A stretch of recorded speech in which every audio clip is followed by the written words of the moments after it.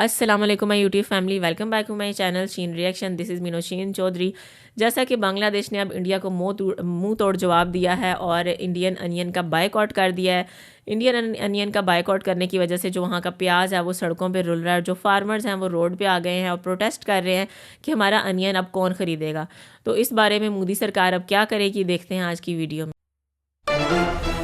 ভারতের বিজেপি নেতা শুভেন্দু অধিকারী বাংলাদেশকে হুমকি দিয়েছিল যে বাংলাদেশ ভারত থেকে আলু পেঁয়াজ পাবে না।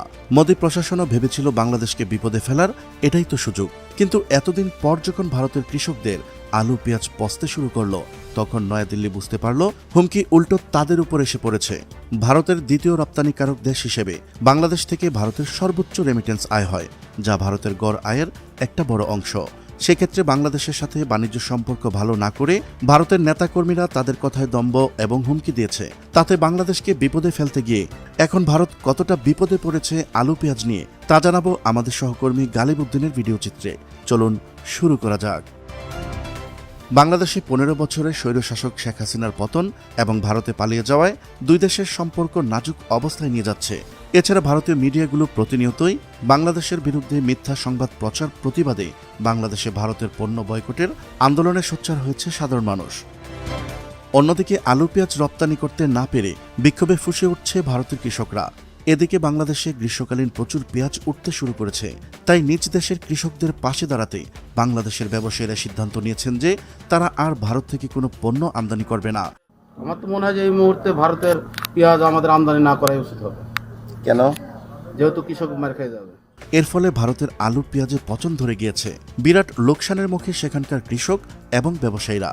আর এই জেদ ধরে তাদের এই পরিণতির জন্য কলকাতার ব্যবসায়ী এবং কৃষকেরা মোদী প্রশাসন, শুভেন্দু অধিকারী এবং উম্মাদ সাংবাদিক ময়ূক রঞ্জনকে দায়ী করেছেন এবং তাদের শাস্তিও দাবি করেছেন ভারতীয় কৃষকরা।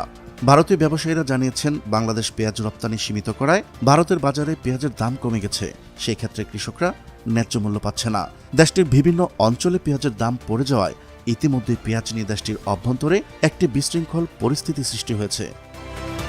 দেশটির বেঙ্গালুরু, নাসিক, ইন্দোর অঞ্চলের কৃষকরা ইতিমধ্যে মোদী প্রশাসনকে বলেছেন বাংলাদেশে পেঁয়াজ রপ্তানি আগের মতো শুরু করতে হবে। তা না হলে ভারতের বাজারে পেঁয়াজ পচে নষ্ট হয়ে যাবে। এতে কপালে চিন্তার ভাঁজ দেখা দিয়েছে ভারতের কৃষকদের। তবে ভারতীয় পেঁয়াজ সীমিত পরিসরে আমদানি করে স্বস্তিতে নেই বাংলাদেশের আমদানিকারক ও ব্যবসায়ীরা। বাজারে বিক্রি হচ্ছে না ভারতীয় পেঁয়াজ। এতে বিপাকে পড়েছেন বাংলাদেশের ব্যবসায়ীরা। বাজারে ইতিমধ্যে দেশি পেঁয়াজের দামও কম এবং সবচেয়ে বেশি চাহিদা এই দেশি পেঁয়াজের। দেশে বছরে চাহিদা প্রায় ৩০ লাখ টন পেঁয়াজের। দেশীয় ফলনের বাইরে ৩০% চাহিদা পূরণ করত ভারত। বন্যাসহ নানা কারণে ভারতের পেঁয়াজের দাম বেড়ে যাওয়ায় অস্থির হয়ে ওঠে বাংলাদেশের বাজারও। খুচরায় পেঁয়াজের দাম ওঠে ১৪০ টাকায়। এই অবস্থায় ভারতের বিকল্প উৎস পাকিস্তান, মিশর, চীন ও থাইল্যান্ড থেকে পেঁয়াজ আমদানি করছে বাংলাদেশের ব্যবসায়ীরা। এবং বাংলাদেশে আগাম জাতের মুড়িকাটা পেঁয়াজ সারা দেশের বাজারে উঠতে শুরু করায় দাম কমে এখন বিক্রি হচ্ছে মাত্র ৫০ থেকে ৬০ টাকা কেজিতে। অর্থাৎ দেশে এখন পেঁয়াজের সংকট নেই। তবে কৃষকরা বলছেন এখন বাংলাদেশে মুড়িকাটা পেঁয়াজের ভরা মৌসুম। এই সময় পেঁয়াজ আমদানির কারণে চাষিরা ন্যায্য দাম পাচ্ছে না। বিদেশ থেকে পেঁয়াজ আমদানি বন্ধ করা হলে কৃষকেরা বিরাট লোকসানের হাত থেকে রক্ষা পাবেন। সেই সাথে আগামীতে পেঁয়াজ চাষে উৎসাহ পাবেন। তাই নিজ দেশের কৃষকদের বাঁচাতে হলে এখনই পেঁয়াজ আমদানি বন্ধ করতে হবে, কারণ কৃষক বাঁচলে দেশ বাঁচবে। প্রিয় দর্শক, আজ এ পর্যন্তই। দেখা হচ্ছে পরবর্তী ভিডিওতে।